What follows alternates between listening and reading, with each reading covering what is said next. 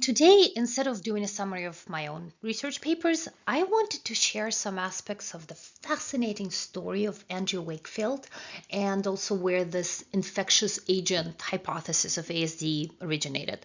This is from the first part of the book by Brian Deere, The Doctor Who Fooled the World. I am focusing just on the timelines and the science. If you want more detail, please go to the book itself. I just wanted to share the aspects that really fascinated me personally on this. So before we get into this, just a brief history of the autism diagnosis. The term autism comes from the Greek word autos, meaning self. It was first used by psychiatrist Eugen Bleuler, assuming that's how you pronounce his name, in 1908, to describe a schizophrenic patient who kind of withdrew into his own world. Then it was really described in more detail by Leo Kanner in 1943 and Hans Asperger in 1944. Kanner studied 11 kids who had difficulties in social interactions, so they had challenges adapting to routines, they had sensitivity to stimuli, especially sound, food sensitivities, good intellectual potential, and echolalia. That was a term that I learned when I was doing research on this, so this repeating words and phrases that someone else says. And then Asperger, he worked absolutely separately, and he studied a different group of kids who resembled this description but did not have echolalia, spoke like grown-ups. Okay. Then going to really the DSM, the kind of the Bible, the main list of diagnostic statistical manual of mental disorder, main list of what psychiatrists use. So the term autism was first introduced in 1952, and it was interesting for me to learn that kids with autism continue to be diagnosed actually under a lot of terms related to schizophrenia in the DSM and in the International Classification of Diseases until the 1970s. So a lot of kids who had different aspects of ASD and autism, they were actually classified as schizophrenics. By early 1970s, became more widely recognized that these are actually distinct disorders. In 1980s, this was formalized for the first time with the new diagnostic categories in DSM-3. So let's let that sink in. The first kind of separation of autism from schizophrenia did not happen until the 1980s. Asperger's was introduced in the DSM as a formal diagnosis only in 1994. In 2013, Asperger's syndrome and also infantile autism then were unified into a single diagnostic category, autism spectrum disorder. So technically, we do not use, or should not be, I guess, using the term Asperger's syndrome anymore. It is all under the big umbrella of ASD. And it's a single name, set of criteria and conditions that were previously defined separately. So including a lot of these ones listed here: Asperger's, autistic disorder, pervasive developmental disorder, not otherwise specified. An interesting title: childhood disintegrative disorder, Rett's disorder. Okay, interesting. But of course, what causes it? Well, I'm not going to talk about that. Very briefly, scientific consensus seems to be that this is a very complex genetic condition with hundreds, if not thousands, of genes involved.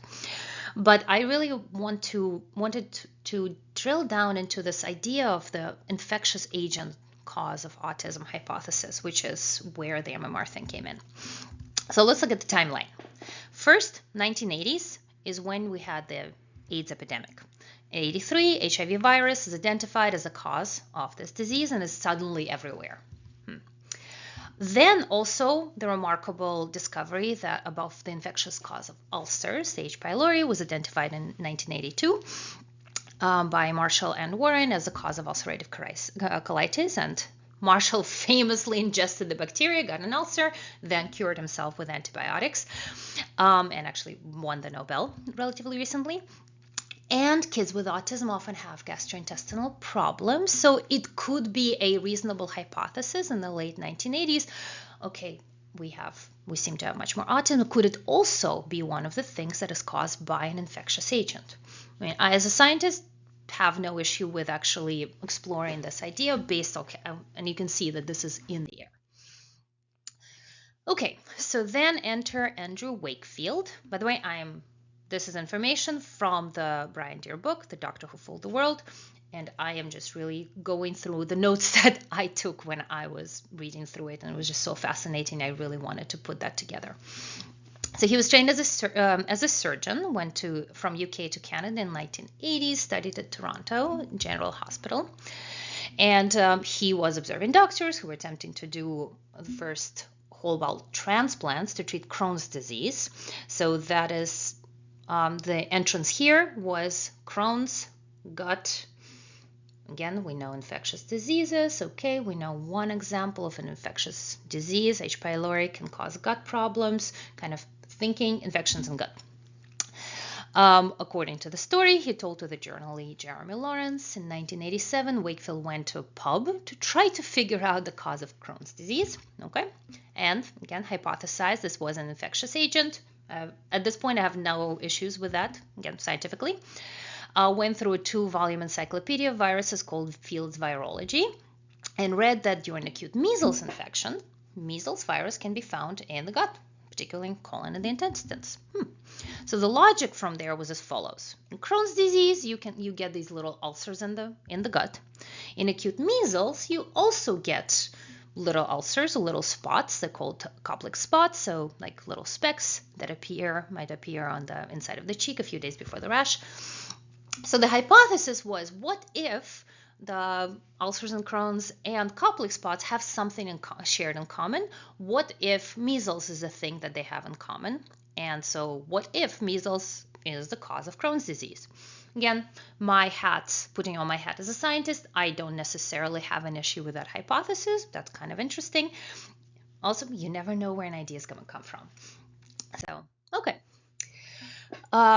So as a scientist, what do? We try to actually set up an experiment and try to disprove our own hypothesis, really. So to try to prove the connection between Crohn's and measles, there was this 1993 paper published in the Journal of Medical Virology. And in it, he reported that he found measles in gut biopsies using immunohistochemistry. So just in case you don't know, immunohistochemistry, you apply antibodies against an antigen, which you then can see change color under the microscope. So basically tag a particular part of the cell, so an antigen, and then it shows up, it lights up under the microscope. Technique very widely used today.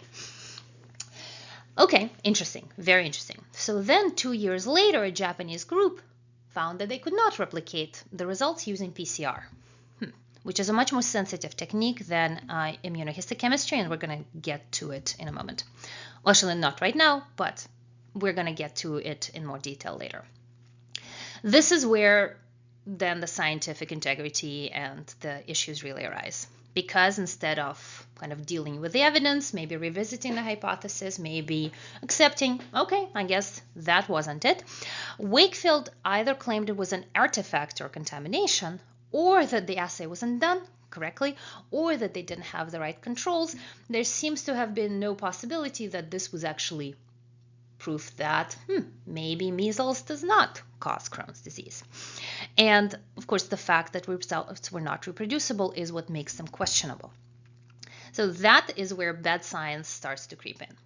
Also, at the time, I guess to this day, incidence of Crohn's disease is rising, but the incidence of measles was falling because of the, of course, advent of vaccination. MMR was introduced in the UK in 1988.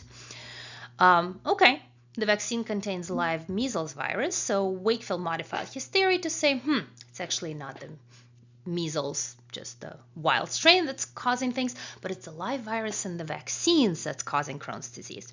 Again, there's no evidence that any measles is causing Crohn's disease based on these results, but that is the part that was not taken into consideration. I'm just kind of plowing ahead. Okay, so then before I go to other pieces that what was happening there, I wanted to go through actually a little bit of history, which for me helped give more of a framework as to what exactly happened. Why did things unfold the way that they did in the 1990s with this whole thing? because as it turns out, 1960s and 70s, there was another vaccine scare that had its own Wakefield, except this guy's name was John Wilson. He was a consultant pediatric neurologist. And in 1974, in Archives of Disease and Childhood, and then on TV, he claimed that he saw a link between whooping cough vaccine and brain damage in at least 80 kids over 8.5 years. Terrifying thing, of course, for all of us parents. So the idea is, of course, here. Let's look at it. Well, Wilson searched through the records of children seen between 61 and 72, used 2-week time frame. I don't know why that one. That is not specified, rather arbitrary, but okay. And to segregate vaccine victims. So before the broadcast, almost 80% of the kids got DTP. By 78, it was 31%, which is, yes. So as vaccination rates slumped by the end of 70s, in just one of the outbreaks, 36 kids coughed themselves to death. Another 17 were left brain damaged. So that was the cause in this particular case, so the consequence of dropping the vaccination rate. Before the vaccine, so in the US, for example, about 200,000 kids got sick every year and 9,000 kids died. Just kind of to give a sense of what vaccines do. Okay, so the DPT vaccine litigation followed in Canada, US, and there were also 2 cases in London. First case of English DPT was in a developmentally challenged kid, Johnny Kinnear. According to his mother, Susan, he suffered 5 or 6 seizures on the night of the shot. None of this was reflected actually in the doctor's note. So apparently she just lied and was caught in court.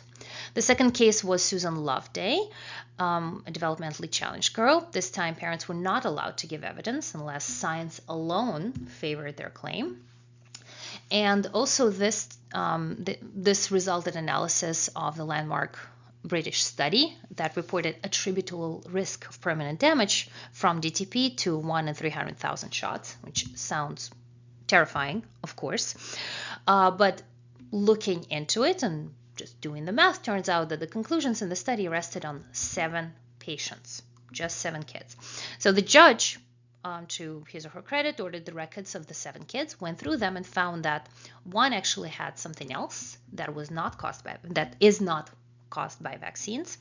3 had viral infections when whooping cough is bacterium. The one that causes whooping cough is bacterium. And the rest of the outcomes were reported as normal. So this very dramatic claim, if you actually look at the data and analyze all the records, seems to have not been supported by science. Again, that's what science is for. That's why we have the scientific method. We go in the data and figure things out. So in the evidence, there was no evidence to the claim. Okay. So going through other accounts revealed that parents' accounts kept changing. Onset of symptoms was changed in the record. The children had issues before vaccinations.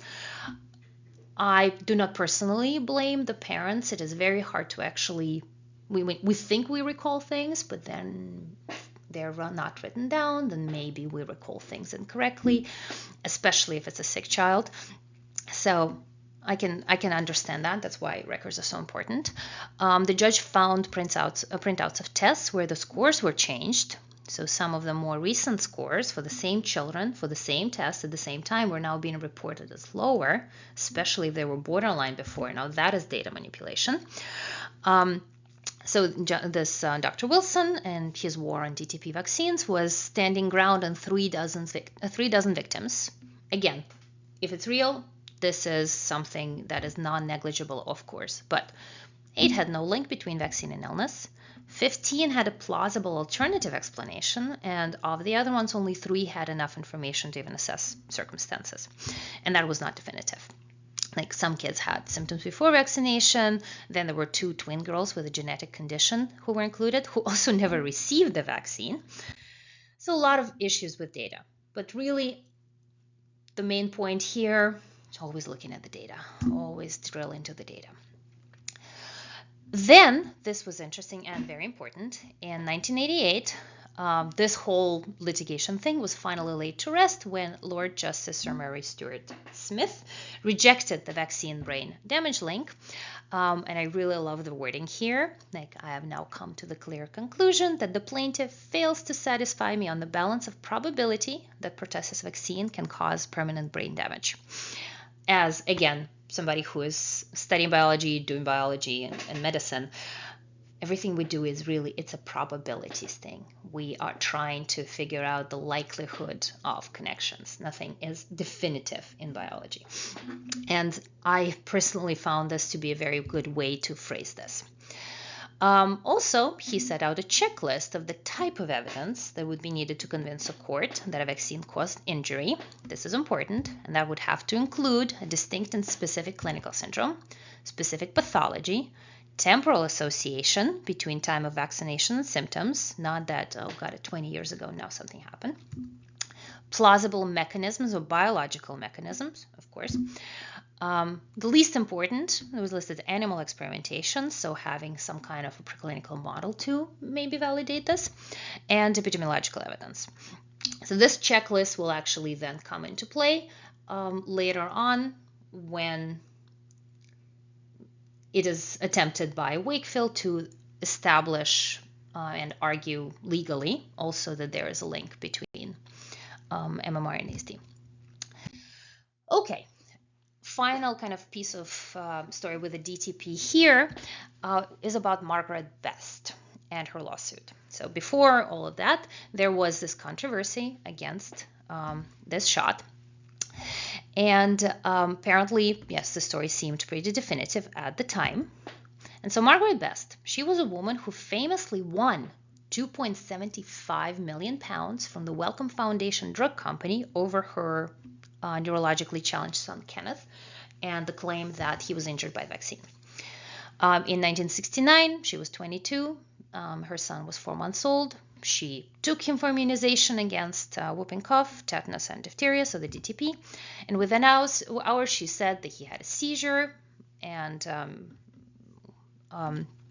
both arms went to his chest, whole body went stiff. Very terrible and terrifying for a parent, of course. So by the time Brian Deere talked to her, she was 47, and some things were off in her story. So he ordered the transcripts from the 35-day trial. And there were apparently records contradicting the report. So she took her son back to get a second shot despite the bad reaction to the first. Some other timestamps were off. None of the doctor's notes seemed to have mentioned seizures, which according to her were happening a lot. The story was really, really intricate. And there was a lot of detail. And so the thinking was that either she was lying or her account must be true. Like, would she really, really be lying and coming up with such an intricate story? So the drug company's position was that she was confused and not lying, and therefore she must be telling the truth. And so she won. So this was done in like 92. I believe she won in 93.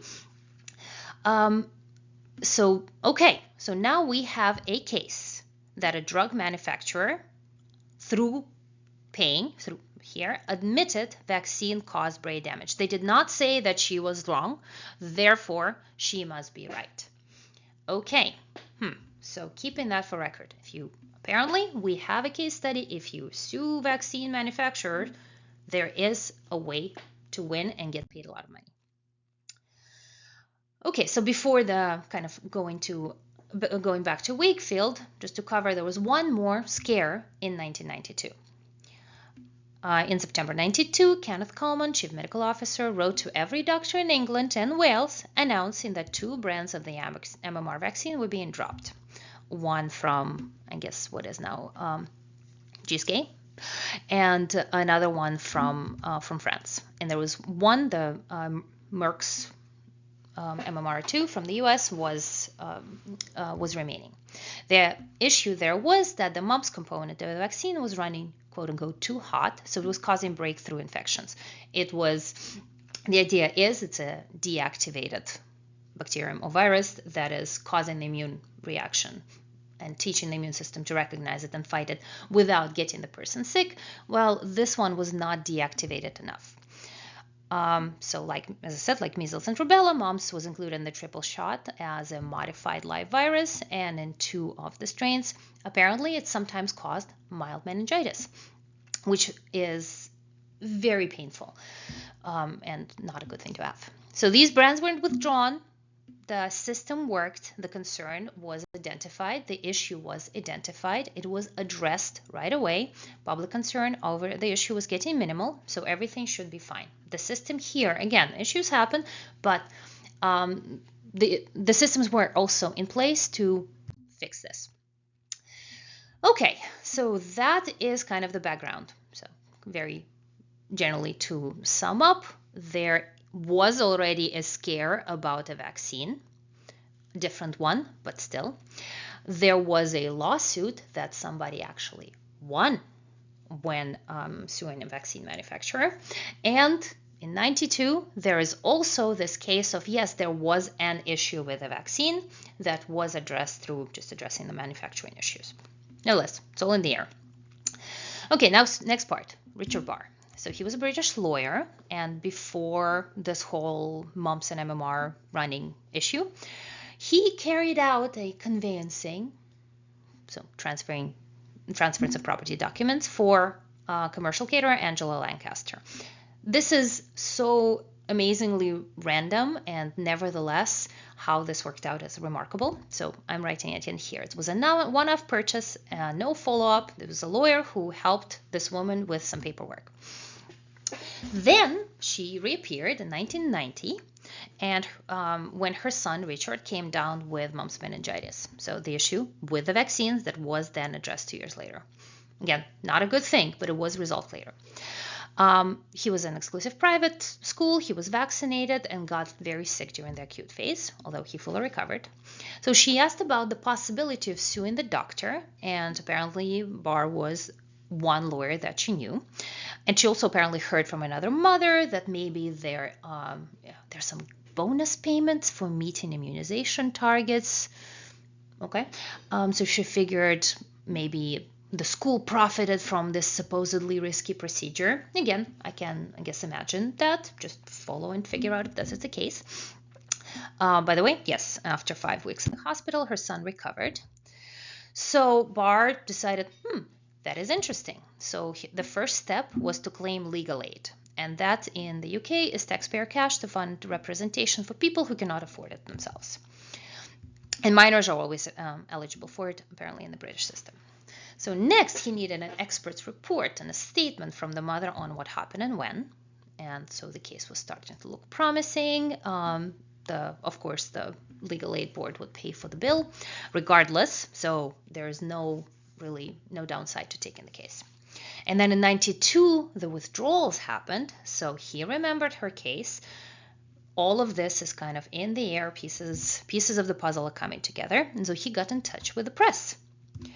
And through, I guess he was the first person to do this or something, or the fact that he contacted the press for this in light of what was happening in the air, he became the specialist in compensation cases for vaccine damage. So I found the clipping there. So here are some, and here's the link, and also some screen grabs from that report. The mention in the paper let him actually win a contract from the legal board to represent families hoping to sue over MMR. Interesting. Okay, now more characters. So then Richard Barr got the contract with the British government agency to try and show that MMR vaccine was a cause of developmental issues. So again, this caterer, Angela, her kid got the vaccine that was running too hot. He did get sick from the virus not being deactivated enough. That was a bad thing. And those vaccines that was addressed, so the kid thankfully recovered, and then the vaccine issue was addressed 2 years later on a systemic level. Nevertheless, this is now a thing that is spinning. So in order to kind of continue with it and see if there is more, he needed to find a doctor who would support the work. And so he partnered with Wakefield, who was willing to provide medical expertise. How was autism picked as a developmental issue to connect to vaccines? I mean, from the way that it is presented in the book, this is really trying to engineer it, trying to find what else can we pull in here, how can we play the system. So this is where enter Jackie Fletcher. She had a son who developed serious neurological illness a few weeks after getting MMR. Got idea from other parents that vaccine might cause her son's condition, although it was not ASD per se. I am wondering, so is this something that is influenced by the DTP things? Is it something that's influenced by what was happening with Margaret Best? I mean, this is all around the same time. Also, again, I can understand as a parent wanting to, if you, God forbid, have an issue and your kid is sick, you really want to figure out if this is something that you did or is there something more systemic going on. So in that sense, I personally have, again, no issues with trying to find answers. Just how this was done was not great. Also, remember, DSM, getting updated. The most recent update was it 93? And new reemergent diagnostic category was still a bit fuzzy. It's only a few years that we stopped lumping ASD kids with schizophrenic kids. So now that they are not being classified as schizophrenic, they are now being classified as ASD. Is that sufficient to explain the apparent rise in autism? I don't know, but statistically there is at least a confounder here. So this was still a bit fuzzy. Many things could fit, so they really focused on that diagnosis. Again, kind of makes sense. MMR vaccine, so I guess in 94 it was changed. The MMR vaccine was introduced in the UK only in 1988, so it all kind of seems to be fitting together temporarily. There could be a connection. I can see that from that point of view. And then we go and do the science and figure it out.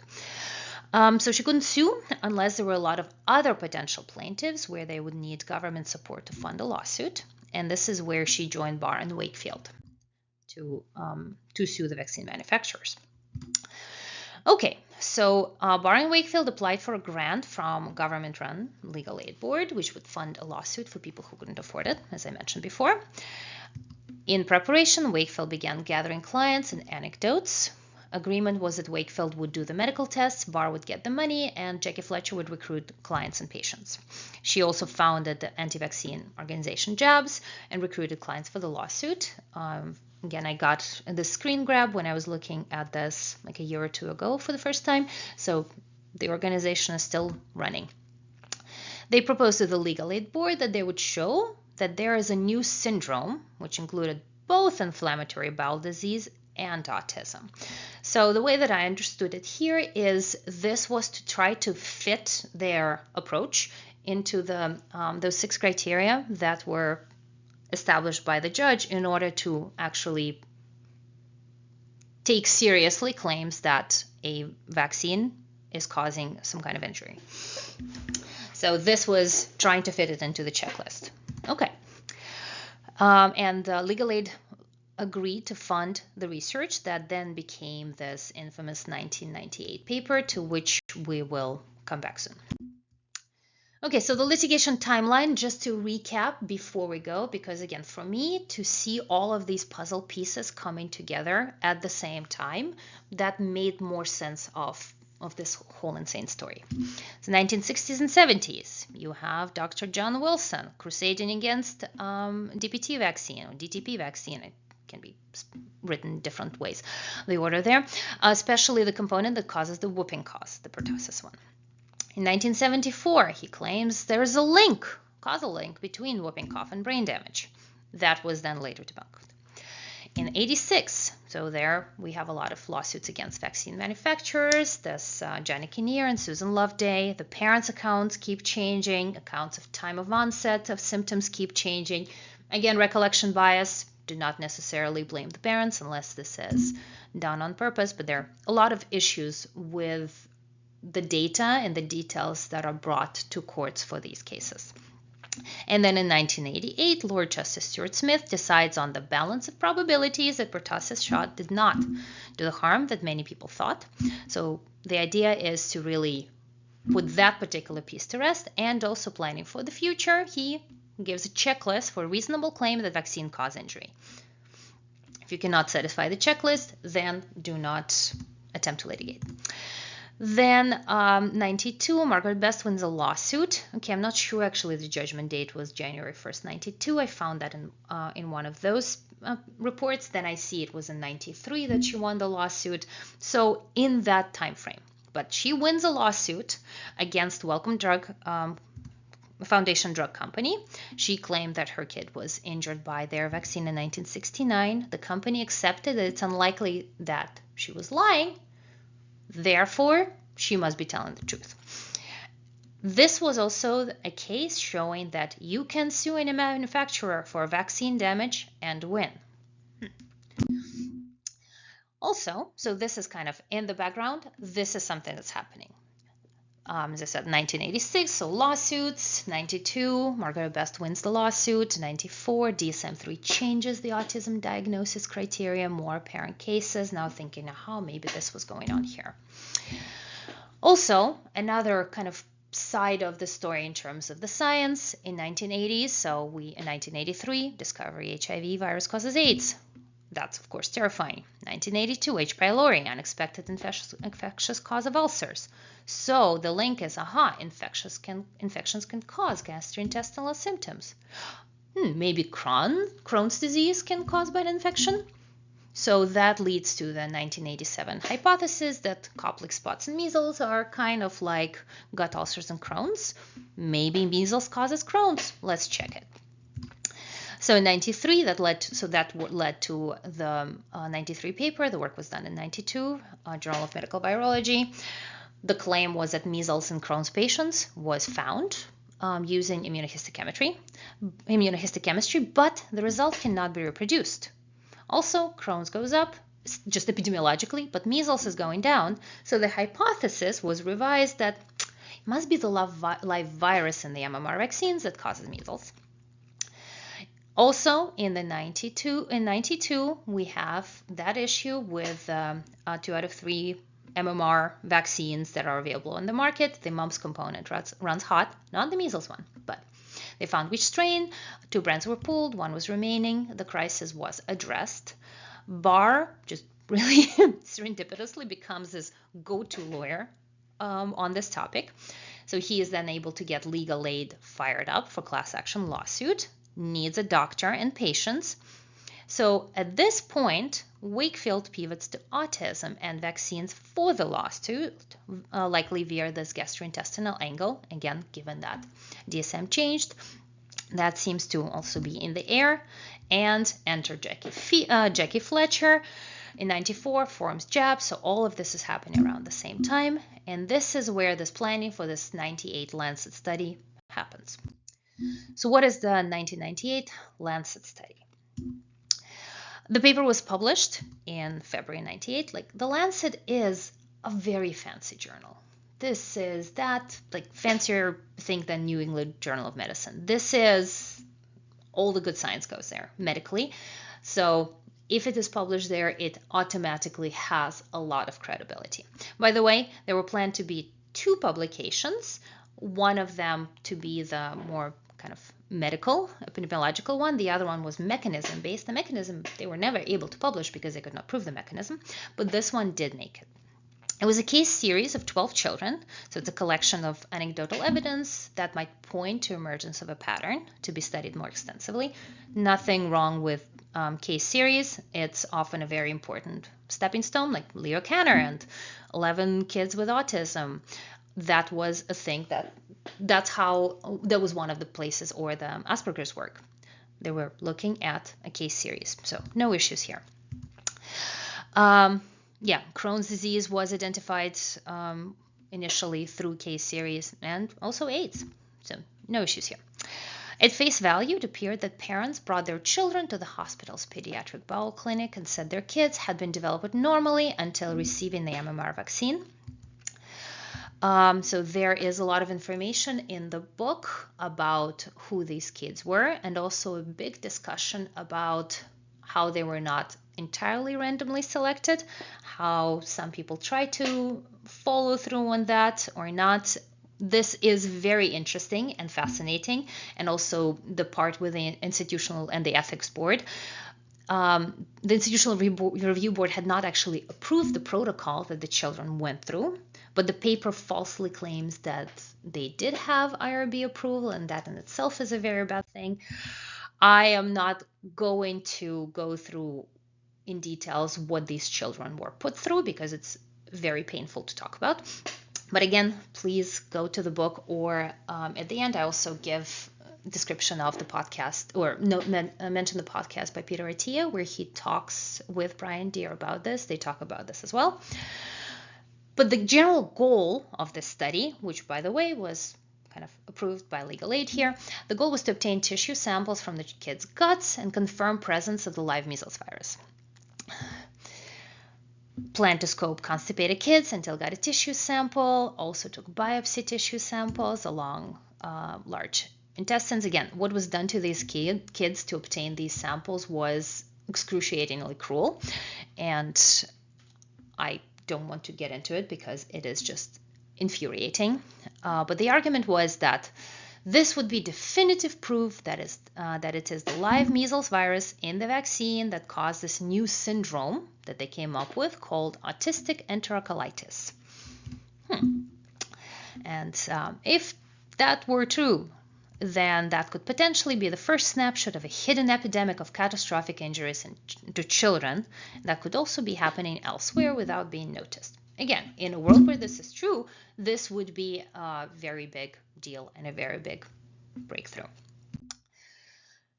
But what actually happened? Well, this is where this gets really interesting scientifically for me, and also in terms of just how fascinating this fraud was. After the samples were collected, they needed to be analyzed. So they went to two places. Some were sent to hospital's pathology department, and they would be stained and examined under the microscope, so immunohistochemistry, as we discussed before. And then these would have to be fixed in formalin. Formalin is a fixative, and we're going to go back to why that's important. The other samples were frozen in liquid nitrogen to test for measles using PCR. That was requirement by legal aid board to test for strain-specific sequencing. Again, we're going to get to this, but roughly, even if you detect the measles strain in your sample, it could come from the vaccine. It could come just from the wild, or somewhere externally, or it could come from the control. So that is something that will need to be tested, and again, we're going to get back to that. The person who was in charge of that was Nick Chadwick. He developed a gold standard PCR test for measles virus, and he did not find measles in any of the samples. That was published with Wakefield as a senior author.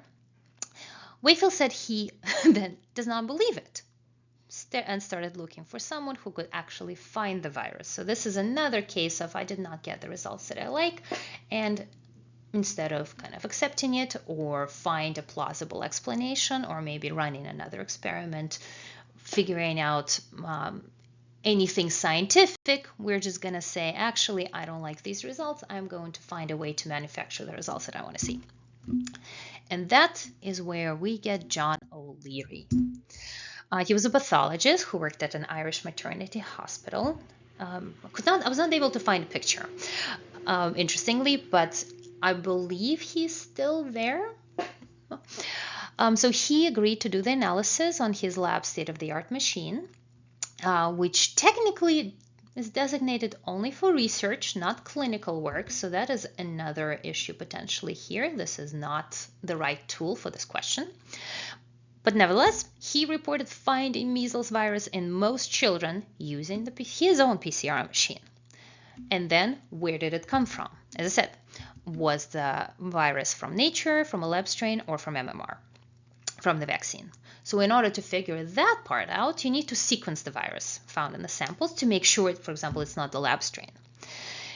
The machine used for that is a capillary sequencer that can identify individual nucleotides. Basically, you run sample through capillaries using electric current, smaller fragments get through faster. And then you have a fluorescent detector laser shooting through this capillary fiber, causing color tags on different nucleotides to light up. So this way you kind of look at the specific, identify specific strain. Extremely clever design. So he said he had a sequencer, but interestingly, never produced any sequence data for the samples from Wakefield's study. Without this data, you cannot claim that where the virus came from. So even in a world where they did find the viral strain in those samples, you still cannot actually claim that it came from the vaccine. Okay, so that really makes a legal case and scientific case against vaccine manufacturers fall apart without this crucial piece of evidence. But wait, there's more. So recall that samples were collected went to two places. They were frozen in liquid nitrogen to be analyzed by PCR. So that would preserve the genetic material of the virus if it was there in the liquid nitrogen, or it was fixed in formalin for pathology analysis. And what formalin does, it does tend to degrade nucleic acids. So less of the virus would be preserved compared to liquid nitrogen. This is really important. What we would expect then, that there's more genetic material of the same thing would be in samples from frozen liquid nitrogen than those fixed in formalin. Okay, so before we can kind of understand what exactly happened here, stick with me. I'm just going to very quickly explain how PCR works. Polymerase chain reaction. This is an amazing method that can quickly make millions of copies of a piece of DNA.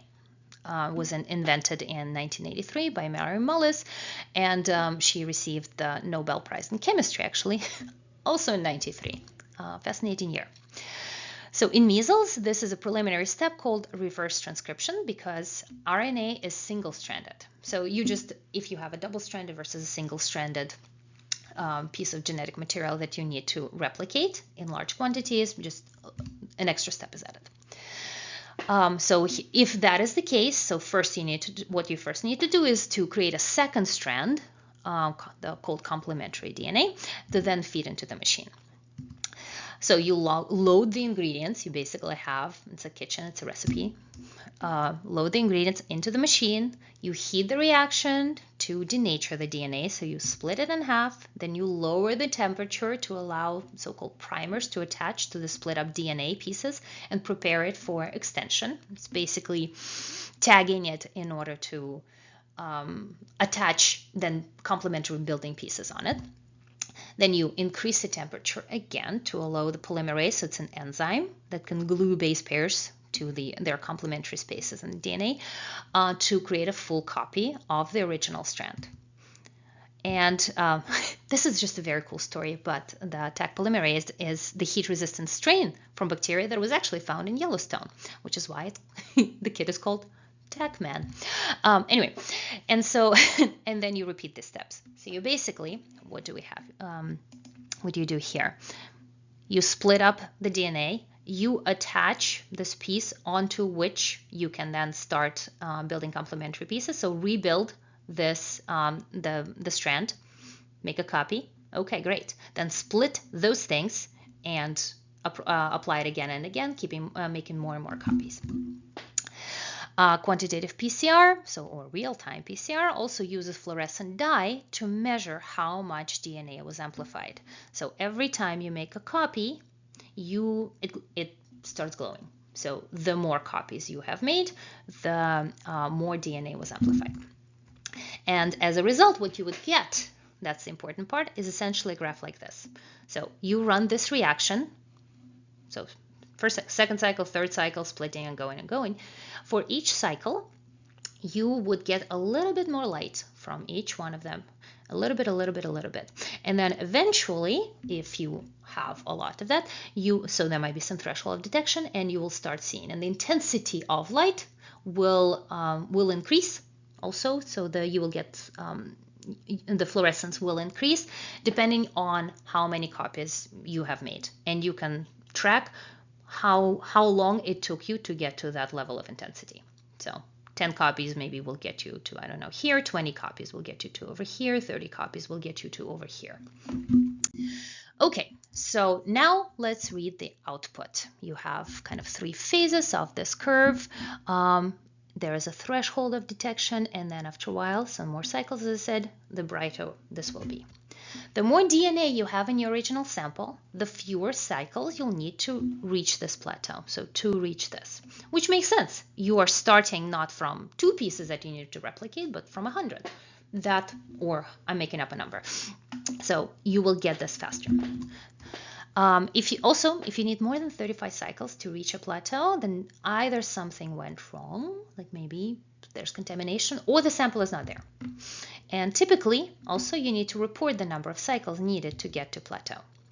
BT dubs, O'Leary reported using up to 45 cycles, which in itself is already another big red flag. Okay, so remember, sample fixed in liquid nitrogen had more DNA. So that means that they should light up sooner. Samples fixed in formalin, because it degrades nucleic acids, had less. So it should take more cycles to get to the same light. What do we, just as I said here, and what was, they were identical. What does that actually mean? Well, that unfortunately means that the virus was added to the samples with less genetic material after they were fixed in formalin. So that means that they could not have come from the kids, which is fraud. But it also it gets worse. So this comparison between PCR results of frozen versus fixed tissues was done by this expert in PCR technology, Steve Buston, and he then went further. He also looked at the individual wells. So this is done in this 96 well plate, and some wells would have controls with the lab strain of measles. Again, we need to make sure that we have control that we can compare against. Some would have patient samples and some would be empty. Well, O'Leary refused to disclose the data from the wells, so drug companies had to have British and Irish high courts force him to disclose the data, which, again, when somebody is trying to hide the data, that is rarely a good sign. And what Buston found, of course, was that wells that he found fraud. He found that wells had been reported by the machine to be positive for measles virus were in fact submitted in legal papers as being empty. Or some wells that were empty were reported positive. So in his analysis, there had been manual human intervention to adjust the results coming from the machine. So someone had changed the data to get the desired results. Okay, we're almost there. To the part that was of interest to me, as I said. Also, remarkably, Brian Deere was actually able to legally get the kids' records from the Lancet study to do an even more thorough analysis of what happened. And according to the book, there was not a single one of those 12 children whose cases were accurately reported in the paper. Some had issues before the vaccine. Others had symptoms later than the vaccine, more than 14 days after the vaccine, sometimes many months later. First patient recruited by Jackie Fletcher admitted the kid did not have symptoms for 9 months after the vaccine, even though she said it was 14 days at the hospital. Some kids were listed having autism diagnosis when they did not. Often, both the diagnosis and the time of symptom onset had been changed. A lot of these records apparently had been modified, manipulated to fit the story that was to be told. There was nothing in that paper that could be reconciled with actual children's diagnosis, records, histories, laboratory, and blood tests at all. So through all of this, including the earlier lawsuits with the whooping cough vaccine and all of that, the key to uncovering the fraud was really taking a close look at the medical records, at the data, always going through to the data. Always check that and the methods and what you expect to see based on science versus what you actually see. Very, very, very, very important. Okay, so why do all of this? I mean, there is a case made in the book that this was Wakefield's personality. He wanted fame and fortune, and I'm sure that is part of that. But always, let's follow the money. I mean, the Barr and Fletcher motives are pretty clear. Repeat the Margaret Best success with regards to suing the manufacturer. But with Wakefield, it seems like there was more. Like, for example, here was 2 days after child 2 was scoped, so no results, nothing. But he proposed a way to diagnose measles and inflammatory bowel diseases with estimated cash flow of a lot of money in US and UK alone. In view of unique services offered by the company and its technology, the assay can command premium prices. He claims to have discovered a means of diagnosing the disease, as well as ulcerative colitis, by detective measles virus in bowel tissue and blood. How very Theranos vibes here. Also registered a medicament for treating these diseases and a measles vaccine comprising a system which expresses part or all of the measles virus genome. Which to me sounds like, let's discredit the existing vaccine so I can sell you my own vaccine. For autism, 9 months before the Lancet paper came out, Wakefield registered a miracle drug, a sensational 3-in-1 action. Could be adapted as a vaccine for the elimination of MMR and measles virus, as a therapy for Crohn's and inflammatory bowel disease, as a treatment for regressive behavioral disease, treatment of autism, injection, pills, suppositories, remarkably free of side effects. And it was actually very interesting to look through the patents. Thank you, Google Patents. Like, for example, this one. The present invention relates to a method for the diagnosis of regressive behavioral disease, or autism. In my earlier patent application, I have described how persistent measles infection, whether of a wild type of vaccine, mediated the origin of some forms of inflammatory bowel disease, not supported by evidence. I have now discovered a combined vaccine therapeutic agent, which is not only most probably safer to administer to children and others, but which can also be used to treat a regressive behavior disorder, whether as a complete cure or to alleviate symptoms. So at this time, as all of this is happening, you can obviously follow the timestamps and all of these things. And so also wanted money to start a company called Immunospecifics Biotechnology. And biotechnology was going on TV, so seems like the idea of splitting up MMR originally came from there. So initially it was like, oh no, let's give them separately. And then that became as don't give them at all.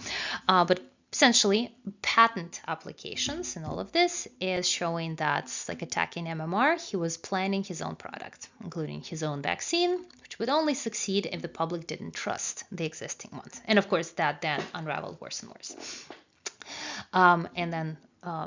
This was then retracted, but shame on Lancet. It took a disturbingly long time to finally retract that 98 paper. Okay, so I have all the links here. Yeah, so if you look here, the application dates, all this, like 98, June 4th, February 98, all of this is all happening at the same time. So a lot of very not good financial motives. Okay, so this to me was a fascinating story.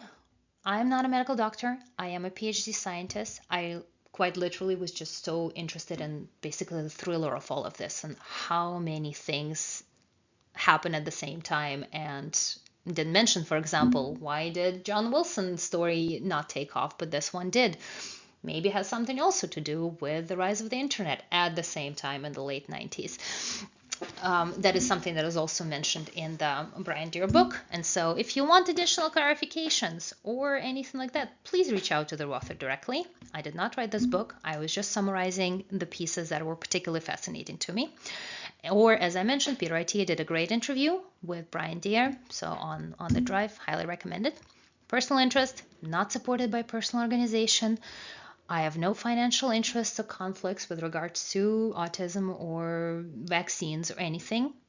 I just thought it was really interesting and I wanted to share. So hopefully that was interesting to you too. Thank you.